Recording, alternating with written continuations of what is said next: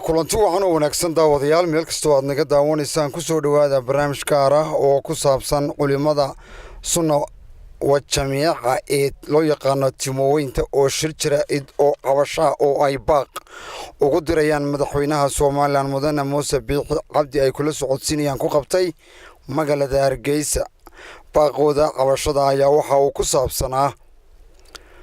masjid Sheekh Isxaaq oo ku yaala gobolkaasi saaxil gaar ahaan magaalada Berbera oo muddo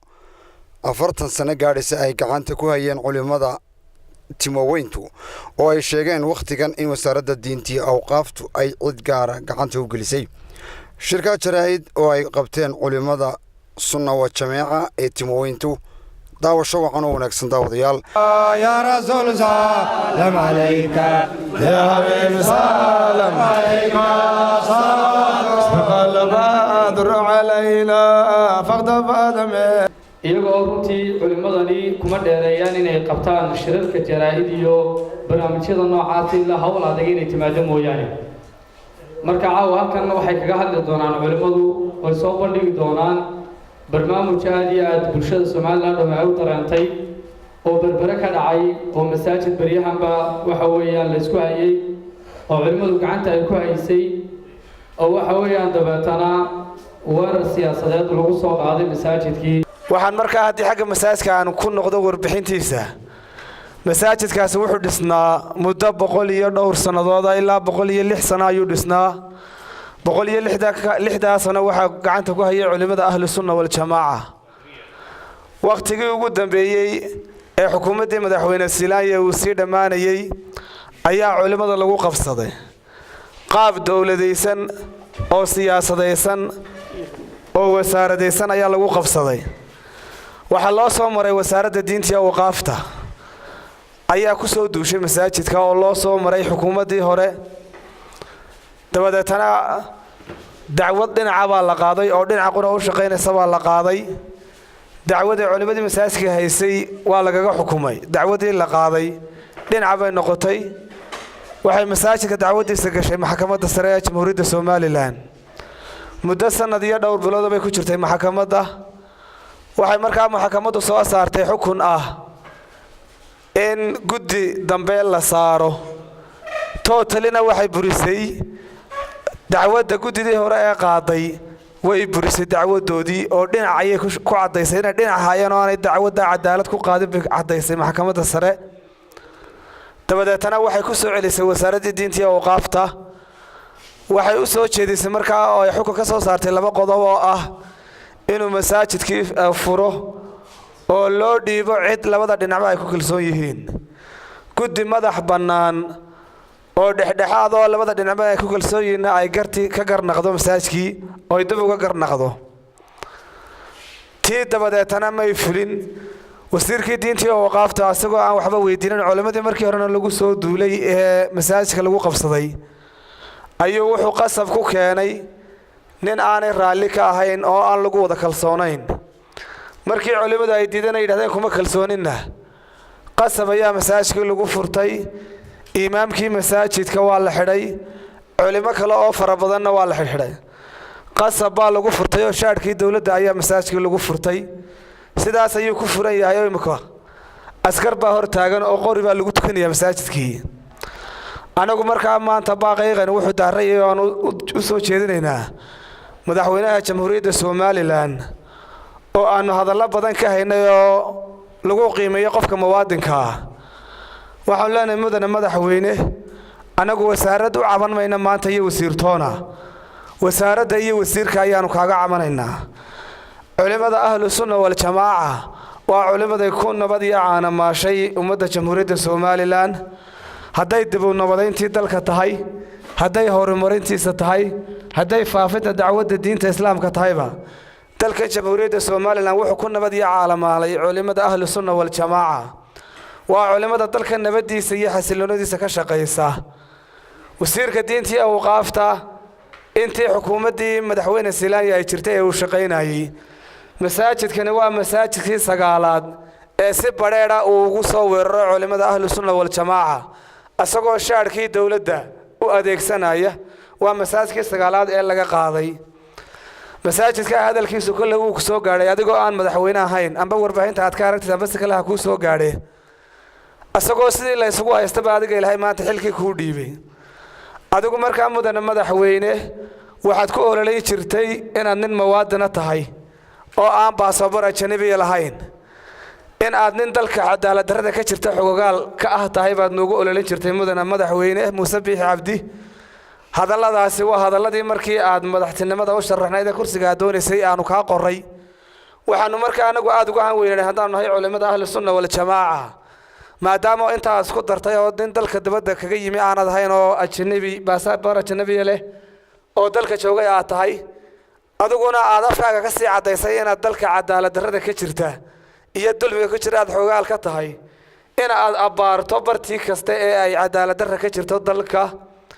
haddaan nahay anagu culimada ahlu sunna wal jamaa iskamaanaan celi kari waayin khaliil iyo shaarkiisa toona waxaanu u danaynaynay dadkan Jamhuuriyadda Soomaaliland iyo shacabkooda xasiloonida dalka ayaanu ilaalinaynay dulqaad ayaanu intaaba ku wadnay iyo isbedel baa iman doona adiga ayaa maanta ilaahay kursigii ku dhiibay waxa dawladii kaaga soo haray ninkaas khaliil la yiraahdo oo marka loo eego dawladii hore jirtay ahaa mas ku dhex jira dawladda oo isku dira shacabka iyo dawladda culimada ahlu sunna wal jamaa iyo kooxaha kale wadanka ka jira oo fidnad diineed mar walba abuurayo asagoo shaarka dawladda isticmaalaya culimada ahlu sunna wal jamaa ayada oo dalka u dananaysa bay dhagu dhigi weyday asagu dagaal uu la haray ninkaasi ma jirto anagu markaa maanta waxaanu ku leenahay mudane madaxweyne adiga ayaanu baaqan maanta ku soo jeedinaynaa cadaalad darrada halka ka jirtana maadaama adigu asaa noo sheegtay waxa kow ka ah ninka la yiraahdo wasiir khaliil oo fidnadiina dalka ka wada 8 sanadood ee madaxweyne Silaanya uu hayana waday laakiin xagga Ilaahay ay ugu suurta gali weyday iyo culimada ahlu sunna oo muujisay dulqaad aad iyo aad u badan maanta markaa waxaanu ku leenahay mudane madaxweyne anaga way horta way naga buuxsantay haddaan nahay culimada ahlu sunna wal jamaa dulqaadku uu naga buuxsamayo dee bini aadan baan nahay waxaanu markaa ku soo jeedinaynaa masaajidka Sheekh Saxaaq meel aad iyo aad ugu weyn buu kaga jiraa nabadda dalka iyo culimada ahlu sunna wal jamaa meel weyn buu kaga jiraa waa masaajid taariikhi ah sheekhi dadka dhalay baa loogu magac daray ee 8 qabiil ee waaweyn ee Soomaaliland degan ilma Sheekh Saxaaq ay ka soo jeedaan baa loogu magac daray waa masaajid fac weyn soo leh waa taariikh weyn buu ugu fadhiyaa dalka iyo culimada ahlu sunna wal jamaa anagu markaa mudane madaxweyne adiga ayaanu ku eegaynaa baaqaygaan ku soo jeedinaynaa waxa weeye hawsha inaad faraha soo geliso ninka wasiir khaliil in aad xilka si degdeg ah uga qaado ayaanu ku soo jeedinaynaa halka waxa ka jirana anagu cidna kuma aan soo duulin cidna xaq darro ku doonimayno kaliya madaxweyne waxaanu ka doonaynaa inaad doodayada dhageysato haday gar noqoto inaad ninka talaabo ka qaado haday gar noqon weydana anaga talaabo naga qaado ayaanu ku soo jeedinaynaa laakiin baaqayagaas uu ku soo gaadho aanu ku dhagamarin aad dhageysato mudane madaxweyne oo aad ka soo jawaabto anagu markaa waan furfurayo culimada xogagaalka baa iga dambeyn doonta aad iyo aad baa u mahadsantiin wassalaamu calaykum waraxmatullaahi wabarakaatuh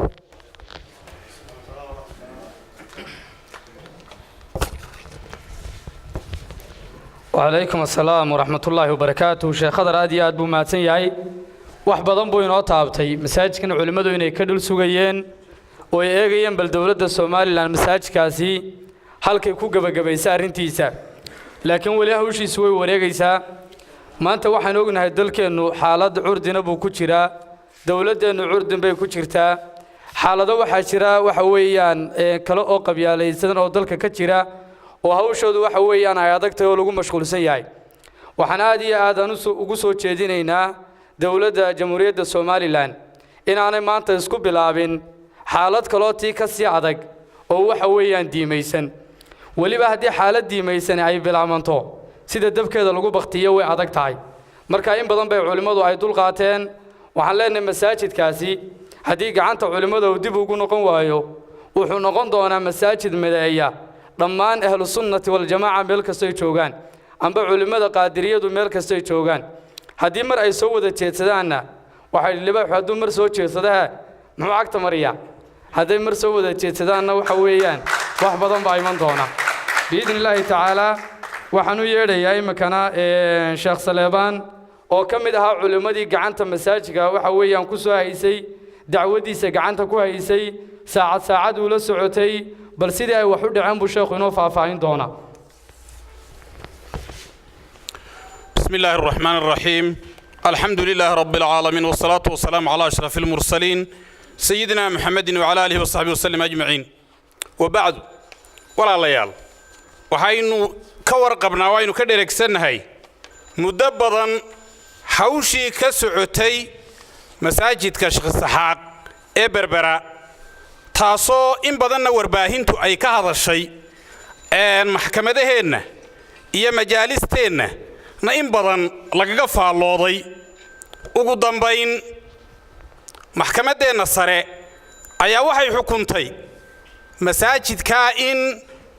أرنكيسة xukunkii hore ee qoladii berbera ee ahlu baadilka ahayd ay xukuntay way burisay waxay kaloo samaysay laba qodob ayay fartay wasaaradda awqaafta labada qodob mid wuxuu ahaa guddi aan ahayn guddidii hore xaqdarrada u xukuntay oo aanay ku jirin ay dabadda ka yihiin in ay u soo magacawdo ka kalena wuxuu ahaa cid imaam dhexdhexaad ah oo ku meel gaar ahaan masaajidka u sii haya oo ay labada dhinacba ku kalsoon yihiin in loo xil saaro wasiirka diinta iyo awqaafta labadii qodobba uu iska dheeg maray ay maxkamadda sare u dirtay isaga oo geed sarawaab sidii dad aan indhalahayn aw horgeynayo soo huluushay wuxuu sameeyey guddi buu magacaabay oo leeyahay masaajidka ayay khilaafkiisa xalilayaan guddidaa wuxuu ku soo daray guddoomiyihii guddidii hore ee baadilka xukuntay ee ay maxkamadda sare tiliyaan lagu darin guddoomiyihiisi buu ku soo daray waa koow oo wuu iska dheeg maray xukunkii maxkamadda sare ay sidii ay fartay wuu iska gees maray ka labaadna imaam dhinac ah oo aanu dhinacii kale waxba ka weydiinin ayuu masaajidkii ku meel gaar ahaan u yidhi ha qabto qoraalkiisa markuu soo saaray oo ay taariikhdiisu ahayd bishii afraad 28keedii uuna qaybiyey bishii shanaad 9keedii isla yoomkii ayaanu uga jawaabnay annagu haddaanu culimadii masaajidka hawshiisa ka hadlaysay aanu nahay waxaanu u sheegnay warqadiisu waxay ku socotay 12 meelood bay ku socotay 12 meelood waxa ka mid ahaa imaamka isagu uu soo xushay ee aanu cidna waxba ka weydiinay dhinaciisa iyo labadii dhinacee ishayay waanu iskaga tagnay laakiin se 10 xafiis oo warqadiisaas ay ku socotay ayaanu jawaab siinay annagu haddaanu nahay culimadii ka doodaysay hawshan waxaanu u sheegnay warqadii waa tan hortayda taalla imika aan ugu jawaabnay 9kii bishii shanaad ee 2018 ayaanu warqadaa qornay isaga xafiiskiisa waxay gashay wasiirka waa tan tii soo risiifid gareeyay xafiiskiisu oo ah ku taariikhaysan iyadu 12kii bishan ayay ku taariikhaysneed ayay isaga xafiiskiisa tagtay ما وافر يا طبنكي لبي طبنكي سوري وافر يا طبنكي سجى حفيزكي سايق شيء وطا ورقدي حقينتي سايا صوص حيحدي ورقد عيني هلين أنا جو ورقد ده وحنو كعبني كلسوني ضره إنا نانكو كلسونين قرشها وصوص علي وزيركو إنا نانكو كلسونين بانكو عضيني طبعا كحفيز أنا نقدرني ويسقو قدري تيس مركهوري قلنا بربرة معمول كبربرة هذا بدأ ساب كيهين iyo haday taliya qaybta yihiin iyo haday maayarka yihiin iyo haday maxkamadda rafcaanka yihiin iyo haday yihiin ay yihiin isduwaa diinta iyo awqaafta 5 xafiis oo berbera ah warqada way naga hayaan waxaanay naga hayaan 12kii ilaa 13kii labada maalmood ayaa loo kala geeyay oo ay qaateen waraaqaha iyagoo qaatay ayay haddana tii ahayd وزيركو تي او قري كو عمل فلين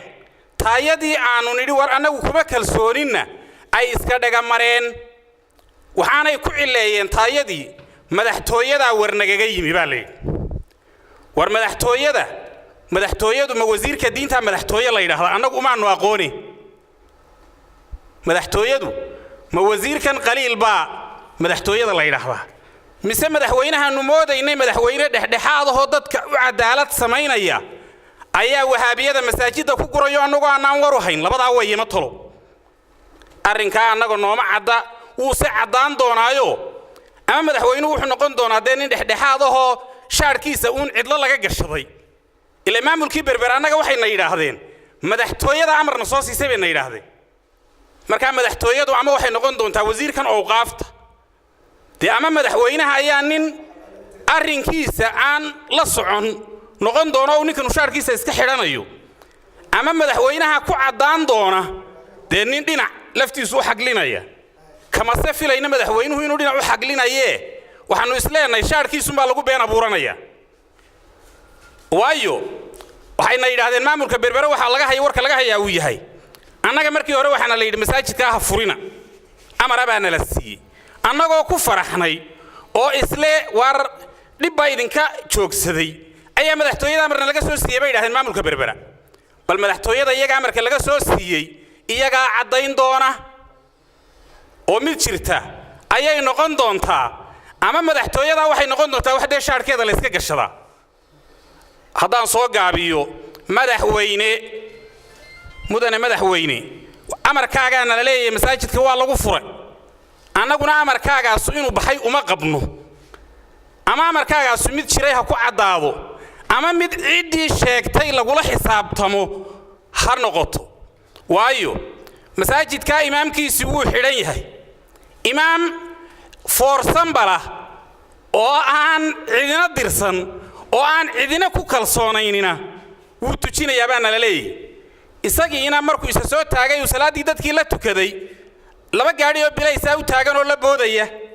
culimmadii in badan baa xidhan dadweynaha berbera way arkaan arrinkaa aad baa looga xun yahay wax lagu eegan kara dalka maaha wax diinta lagu eegan karana maaha wuxuu inoo sandhigay taariikh aad iyo aad facu leh iyo sidii ay wax u socdeen isagoo waraaqihii waxa weeyaan xafiisyada ku socdiyay barnaamijkii sheekhu inoo soo bandhigay marka waxa weeyaan waxaan u baahannahay hawshan in hoos loo eego maadaama in badan ay nagu soo noqotay waxaan imika u yeedhayaa biidni illaahi tacaala maxamed saleemaan aw cali oo isaguna culimmadii ka mid ah hawshan gacanta ku haysay falyatafadal mashkuura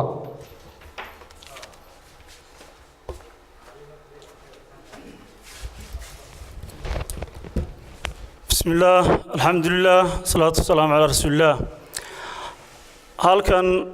masaajidka hawshiisaynu ku haynay waxaynu u sheegaynaa ummadda meel 100 sano la soo haystay ilaa maalinta duurka ilaa maanta inay wasaaradda diinta iyo awqaaftu ay muransiisay haddana guddi ayadii ka socota ay u dirtay guddidaasina ay intaas marxaad soo ururiyeen intii oo ka jabay haddana ay u xukuntay ayadoo saa ku jirta haddana in maxkamad la geeyo hawsha maxkamaddii waxay soo qortay inay maanta dhinac martay waa boob cadaan ah oo muuqda haddii taa maanta wax laga qaban waayo waxaa la ogaanayaa in masaajid walba la isku qabsan doono inta masaajid Hargeysa ku taala hadday tahay calimataan hadday tahay rusheeye intaba cidda iska lahayd ay tushin jirtay qaadiriye ahayd maanta wuxuu marayaa wasiirka maanta jooga 9 masaajid kana waa kii 9aad intaaba uu soo seetay dheereeninay laakiin maanta wixii ka dambeeya haddii ka wax laga qaban waayo nin walba isaga wixii halka ka yimaada mas'uulka baaqaygan wuxuu socdaa cid kasta wax garado Soomaaliland cid kasta oo wax garada oo Soomaaliland ay baaqaygan ku socdaa culimada fitanta ka dhalatay inaan yaabiyo isku gowraca dhowr jeer hore ayaan arrinkan ka hadalnay dhag jalag looma siinin maanta waxaan ku eegaynaa xukuumadda joogta arrinka haddii ay anagu waxaan doonaynaa waa cadaalad darro ma rabno cidna masaajidkooda kuma aanan qabsan cid maanta la leeyahay qaadiriya looga taaglayo masaajid ku haystaa ma jirtaa ma weeye jawaabtu wasaaradda meesha joogta wasaaradda ka horeeya way joogi jireen masaajid la isku haysta lama arki jirin iyo cid la isku qabsay toona laakiin maanta wasaaradda joogta iyo wasiirka jooga wuxuu aad ugu indha adag yahay inuu khilaaf diineed cusboonaysiiyo annana waa ka sii jeednaa maanta Somaliland waxa ku xiran waynu aragnaa waxa dhacaya u taaglaaday dagaal qabiileed oo qabiilooyin isleeyna loo taaglaayay dhinaca Puntland bay kala dagaalamaysaa taas haday ugu darsanto waa tii dambeysay oo fitan diineed waxaan aad iyo aad ugu baaqaynaa cid kasta oo wax garada oo hawsha xog u haysta ama aan xog haynin inay soo dhex gasho ogaato nin 100 sano ilaa maalinta duurka ha ilaa maanta masaajidka tujinayay ilaa maanta qaadiriya gacanta ku haysay niman ganacsata iyo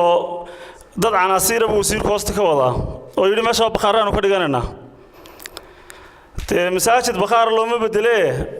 ninkaasi waxay kari karaan inay masaajid caadi ah banaan ka dhistaanba oo lacag bay haystaan laakiin nimanka waxaan leeyahay nimankana meesha ku haysataa niman adduunyada ka dhimanaya maaha raasiya daraadeed arrinka leenaga hubsado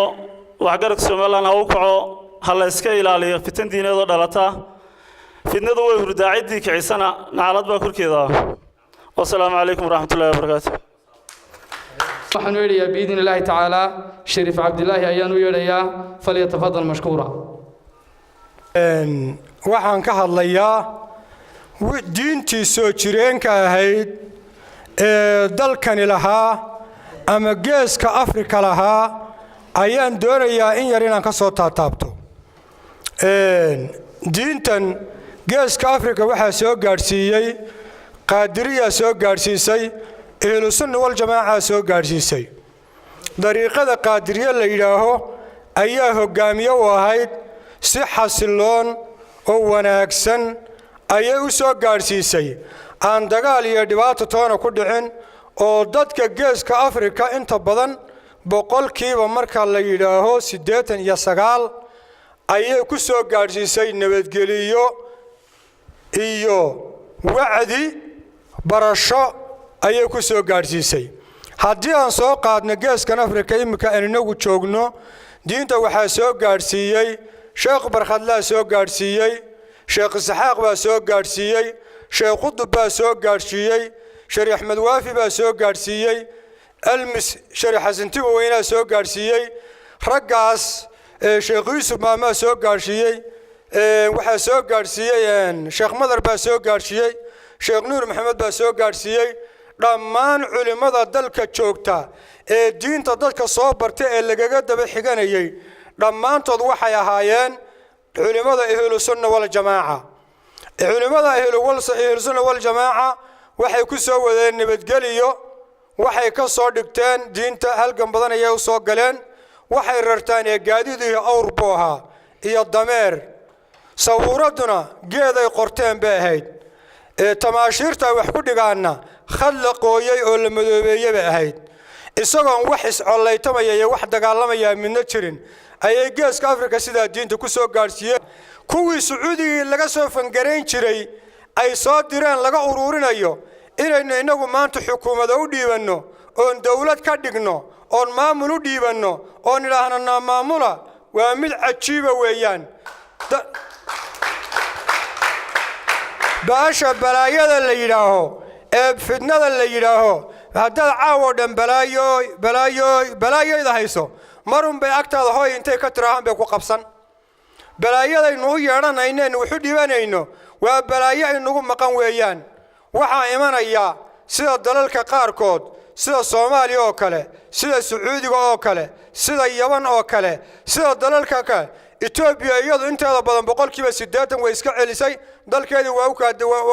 xagga diiniga uga degan yahay waxa lala kadeedan yahay laba qabiil ama laba urur islaayaba lala kadeedan yahay hadii la yiraahdo maanta ha ka dhacdo fitnad diineed oo halka fitnad diineed ka abuuranto sal la dhigi maayo lana seexan maayo inta ay baan idin sheegayaa